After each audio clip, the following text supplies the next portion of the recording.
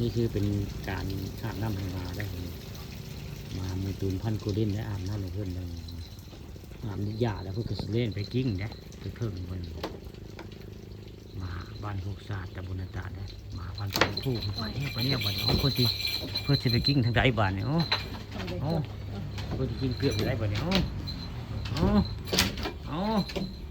อ้โหเพื่อนวิธีให้เพื่อนให้กระตูเพื่อนแห้งได้เพื่อนไปนี่กิ้ง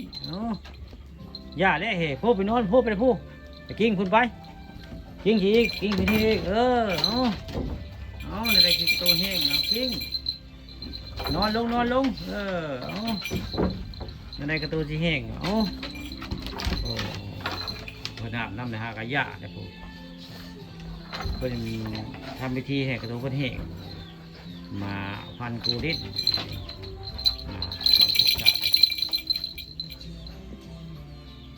แห้งแล้วบ่ประตูฮะพี่ไปไปนอนอีกกิ้งอีกบ่แห้งได้เอานอนอีกนอนลงกิ้งถูกเอากิ้งได้ไหมกิ้งได้ไหมงานกิ้งได้ไหมเฮ้ยนอนลงต้องกระโบแห้งเนาะนอนลงเกามัดบ่บานนี่มีมัดน้ำเขาอยู่เฮ้ยมีมัดน้ำเขาอยู่บ่เดี๋ยวนี้ได้อันเพื่อนอาบน้ำเราเพื่อนกิ้งได้มาพันกูดิ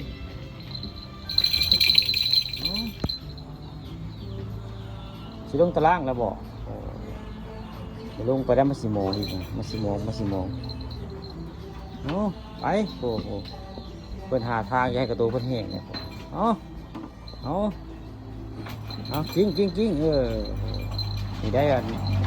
หมาเพื่อนจะให้กระตูเพื่อนแห้งวิธีการเพื่อนให้กระตูเพื่อนแห้งน้ำยาเมื่อกี้นี่อันมาพันกูดินเนี่ยนี่มานี่8 เดือนได้บ่านี่ก็มา8 เดือนแล้วนี่เพื่อนหาหม่องนอนให้กระตูเพื่อนแห้งเพื่อนจะขึ้นนอนที่นอนแม่เพื่อนบ่บ้านกูเอาขึ้นไปเพื่อนให้กระตูเพื่อนแห้งเอาปีนท้องกันไปจะได้มาสิแห้งเพื่อความคิดเพื่อนนะเพื่อนให้กระตูเพื่อนแห้งได้ปีนท้องนะบ้านนี้ถ้านอนเพื่อนได้เบอร์นี่แต่ละคืนเพื่อนปีนท้องวันนี้เนี่ย